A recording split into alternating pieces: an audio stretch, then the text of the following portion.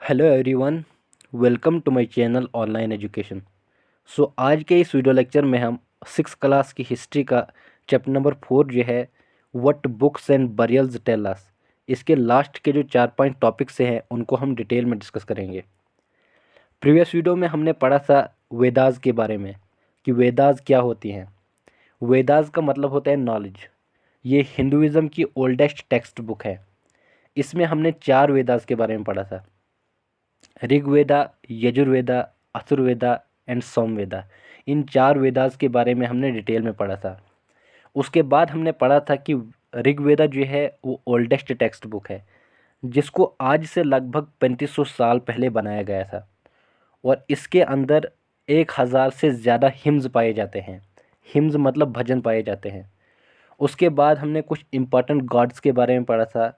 उसके बाद हमने बैटल्स के बारे में पढ़ा था कि लोग जो थे वैदिक कल्चर में वो जंग लड़ा करते थे, लेकिन वो जंग सोना और चांदी के लिए नहीं लड़ते थे या बादशाह बनने के लिए, बल्कि वो जंग लड़ते थे माल मवेशी के लिए और दूसरे इंसानों को गुलाम बनाने के लिए और पानी के लिए। उसके बाद ऐसी ज़मीन के लिए जहाँ पर वो जानवरों को चरा सकें, जहाँ पर वो क्रॉप्स उगा सकें। उसके बाद हमने स्लेवरी सिस्टम के बारे में भी डिटेल में पढ़ा था। तो आज के इस वीडियो लेक्चर में हम पढ़ेंगे बरियल साइट्स के बारे में। बरियल साइट मतलब एक ऐसी जगह जहाँ पर लोगों को दफनाया जाता है। तो किस तरह से वो लोगों को दफनाते थे, कहाँ पर दफनाते थे, किस तरह से वो कब्र बनाते थे, इन सारी चीज़ों को हम आज के इस वीडियो लेक्चर में डिटेल में डिस्कस करेंगे। एंड आई होप कि आप इस मेरी वीडियो लेक्चर को शुरू से लेकर एंड तक ज़रूर देखेंगे। हमारा पहला टॉपिक है the story of megaliths. Megaliths की स्टोरी। मेगा का मतलब होता है बड़ा, लिथ्स का मतलब होता है स्टोन, मतलब बड़े बड़े स्टोन जो हैं, पत्थर जो हैं, उनकी कहानी। These stone boulders are known as megaliths. ये जो बड़े बड़े स्टोन बोल्डर्स हैं इन्हीं को मेगालिथ्स से जाना जाता है और इनको लोगों ने केयरफुली अरेंज किया था और उसके बाद इनका इस्तेमाल किया था जो बरियल साइट्स है उसको मार्क करने के लिए।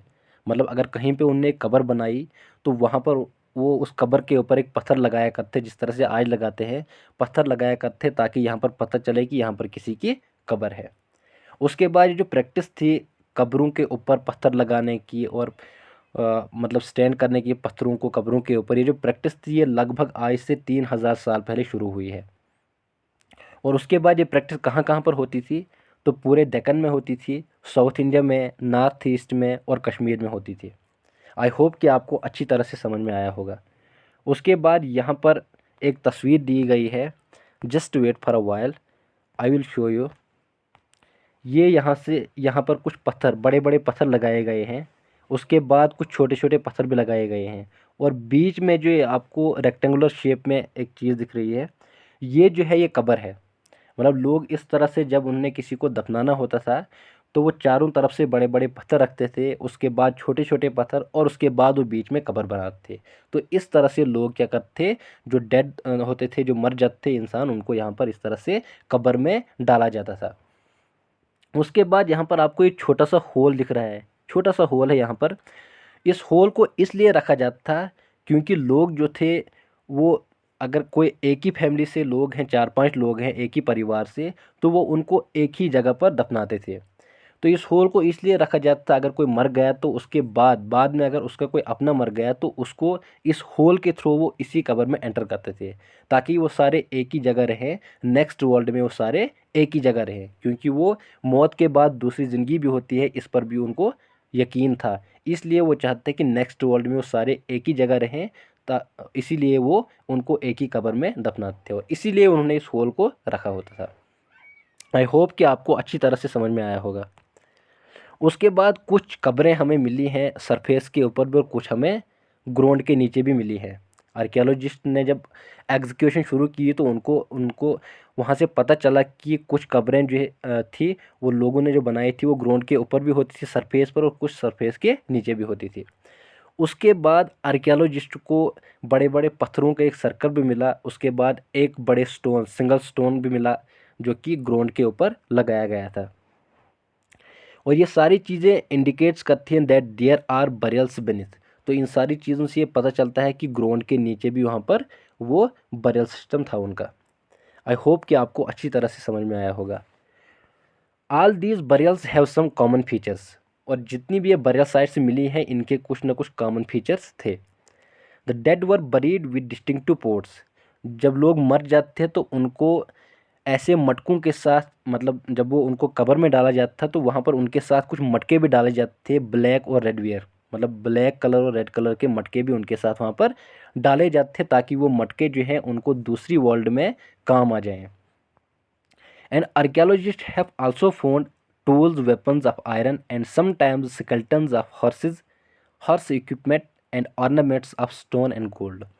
और उसके बाद आर्कियोलॉजिस्ट को मिले हैं कुछ आयरन्स के वेपन्स, मतलब टूल्स आयरन के, उसके बाद कुछ मतलब सोने के और पत्थरों के ऑर्नामेंट्स उनको मिले हैं कब्रों के अंदर। तो इनसे ये पता चलता है, इनसे उन्होंने ये अंदाज़ा लगाया कि लोग जो थे, लोग जब मरते थे तो उनके साथ सोना और जो चांदी होती थी और पत्थरों के जो ऑर्नामेंट्स होते थे, उसके बाद घोड़े जो होते थे, इन सारी चीज़ों को उनके साथ दफन किया जाता है ताकि ये सारी चीज़ें जो हैं नेक्स्ट वर्ल्ड में उनके काम आ सकें। तो इस तरह की सोच लोग रखते थे वैदिक एज में। Was iron used in the Harappan cities? क्या आयरन का इस्तेमाल हड़प्पन सिटीज़ में हुआ था? तो बिल्कुल नहीं हुआ था, क्योंकि हमने पढ़ा था हड़प्पन कल्चर, हमने पढ़ा हड़प्पन सिविलाइजेशन को हमने पढ़ा था। तो हड़प्पन सिविलाइजेशन के अंदर लोग जो थे उनको आयरन के बारे में कोई कॉन्सेप्ट नहीं था। उसके बाद यहाँ पर कुछ ये खंजर दिया गया है, इसका इस्तेमाल भी वो करते थे। उसके बाद यहाँ पर एक्स दी गई है, तो इस एक्स का इस्तेमाल भी वो करते थे। उसके बाद ये घोड़े के रिलेटेड कोई चीज़ है, इसका इस्तेमाल भी वैदिक एज में लोग करते थे। आई होप कि आपको अच्छी तरह से ये टॉपिक समझ में आया होगा। नेक्स्ट टॉपिक है हमारा finding out about social differences. तो समाज में कुछ डिफरेंसेस भी थे, कुछ लोग गरीब थे, कुछ अमीर थे। आर्कियोलॉजिस्ट ने जब स्टडी की तो उनको उससे क्लू मिला, कुछ एविडेंसेस मिले कि समाज में लोग जो थे वहाँ पर सोशल डिफरेंसेस भी था, समाजी डिफरेंसेस भी था, वहाँ पर कुछ लोग अमीर थे, कुछ गरीब थे। तो archaeologists think that objects found with a skeleton probably belong to the dead person. तो जब उनने एग्जीक्यूशन की तो एक कब्र मिली, वहाँ पर उनको कुछ ऑब्जेक्ट मिले। उसके बाद the objects found with the skeleton, skeleton के साथ कुछ ऑब्जेक्ट जब उनको मिले तो उनने अंदाज़ा लगाया कि शायद ये सारी चीज़ें जो यहाँ पर इंसान है जिसको दफन किया गया है ये उसी के रिलेटेड सारी चीज़ें हैं, मतलब ये सारी चीज़ें उसी की होंगी और तब जाके उन्होंने उसके साथ ही ये सारी चीज़ों को रखा होगा। Sometimes more objects are found in one grave. तो कभी कभी आर्कियोलॉजिस्ट को क्या हो, वहाँ पर उनको बहुत सारी चीज़ें मिली एक कब्र में। अब दूसरी कब्र जो थी उसके कंपैरिजन में एक कब्र में उसको ज़्यादा चीज़ें मिली और दूसरी कब्र में उसको कम चीज़ें मिली। One skeleton was buried with 33 gold beads. एक स्केल्टन उनको मिला और उसके साथ उनको लगभग 33 सोने की मालाएं वहाँ पर मिली। उसके बाद 2 स्टोन बीड्स, 4 कॉपर्स के बेंगल्स मिले। उसके बाद 1 कॉइन शेल्स। तो ये सारी चीज़ें उनको एक ही कब्र में मिली एक स्केल्टन के साथ। Other skeletons have only a few ports. लेकिन जब दूसरी कब्र देखी उन्होंने, वहाँ पर जो स्केल्टन्स उनको मिले तो उसके साथ सिर्फ कुछ ही मटके थे। तो ये सारी चीज़ें हमें ये बताती हैं कि वहाँ पर भी, तब भी वैदिक एज में भी सोसाइटी के अंदर कुछ लोग गरीब हुआ करते और कुछ अमीर हुआ करते। जो लोग अमीर थे, जिनके पास सोना चांदी हुआ करता था, तो उन लोगों का जो सामान था वो सारा उनके साथ रखा जाता था। लेकिन जो गरीब लोग थे, जिनके पास सोना नहीं होता था, जिनके पास ज़्यादा पैसे नहीं होते थे, तो उनके जो मटके होते थे वही उनके साथ कब्र में रखे जाते थे। Some were rich others poor, some chiefs other follow. तो कुछ लोग गरीब थे, कुछ अमीर थे और कुछ चीफ थे और कुछ उनके फॉलोअर्स थे। आई होप कि आपको अच्छी तरह से समझ में आया होगा। उसके बाद नेक्स्ट टॉपिक है हमारा were some burial spot meant for certain families. Sometimes megaliths contain more than one skeleton. तो कभी कभी मेगालिथ्स के अंदर आर्कियोलॉजिस्ट ने जब एग्जीक्यूशन की तो उनको वहाँ पर मिला कि मेगालिथ्स के अंदर एक स्केल्टन से ज़्यादा के स्केल्टन उनको मिले। तो ये इंडिकेट करते हैं कि शायद people belonging to the same family, उनसे उनको ये पता चला कि लोग शायद एक ही फैमिली के जो लोग थे, they were buried in the same place. तो उससे उनको ये पता चला कि एक ही फैमिली के जो लोग थे शायद उनको एक ही जगह पे दफनाया जाता था। जो एक ही फैमिली के लोग होते थे उनको एक ही कब्र में दफनाया जाता था। The bodies of those who died later were brought into a grave through the port holes. अब जो मैंने आपको कब्र में जो यहाँ पर एक तस्वीर दिखाई गई थी, वहाँ पर जो होल मैंने आपको दिखाया था, तो जब कोई इंसान मरता था उसको उस कब्र में डाला जाता है, उसके बाद उसका जब कोई अपना मरता था उसकी फैमिली का, तो वो जो पोर्ट होल वहाँ पर उन्होंने होल जो रखा है, तो वो उस होल के थ्रू उस आदमी को वहीं पर डालते थे, उसके थ्रू उसको एंटर करते उस कब्र में, ताकि वो सारे इकट्ठा ही रहें। दूसरी वर्ल्ड में अगर वो रहें तो वो सारे इकट्ठे ही रहें, इसीलिए उनको एक ही जगह दफनाया जाता था। उसके बाद स्टोन सर्कल्स और boulders placed on the surface probably served as sign posts. उसके बाद कुछ पत्थरों को कब्रों के ऊपर लगाया जाता था ताकि उनसे पता चले कि यहाँ पर किसी की कब्र है। आई होप कि आपको ये अच्छी तरह से समझ में आया होगा। और उसके बाद जब लोग वहाँ पर दोबारा से जाएं तो उसी जगह पे जाएं, और जब कभी वो वहाँ पर जाना चाहें तो वहाँ पर वो रिटर्न वापस जाएं और उसी कब्र पे जाएं, उनको पता चले कि यहाँ पर किसकी कब्र है, इसीलिए वहाँ पर वो उन पत्थरों का इस्तेमाल करते, मतलब वहाँ पर लगाते थे। आई होप कि आपको ये टॉपिक अच्छी तरह से समझ में आया होगा। उसके बाद हमारा नेक्स्ट टॉपिक है अ स्पेशल बरियल एट इनाम गाँव। इनाम गाँव पे एक स्पेशल बरियल मिला है। इनाम गाँव एक साइट है जो कि रिवर गोड पे लोकेट है। रिवर गोड जो है वो भीम रिवर की, जो भीमा रिवर है उसकी ट्रिब्यूटरी है। इट वाज ऑक्युपाइड बिटवीन 3600 से 2700 ईयर्स एगो, लगभग 3600 से लेकर 2700 साल के बीच का ये टाइम पीरियड है। और यहाँ पर एडल्ट जो हैं उनकी कब्र मिली है, वहाँ पर उनको दफनाया जाता था ग्राउंड के अंदर। उनका जो सिर होता था, हेड होता था, उसको नॉर्थ की तरफ रखा जाता था, और उसके बाद उनकी जो लेग्स होती थी वो एक लेग्स दूसरे लेग्स के ऊपर रखकर उनको नॉर्थ की तरफ रखा जाता था और वहाँ पर कब्रों में दफनाया जाता था। और उसके बाद कुछ बरियल्स, कुछ कब्रें हमें घरों के अंदर ही मिली हैं।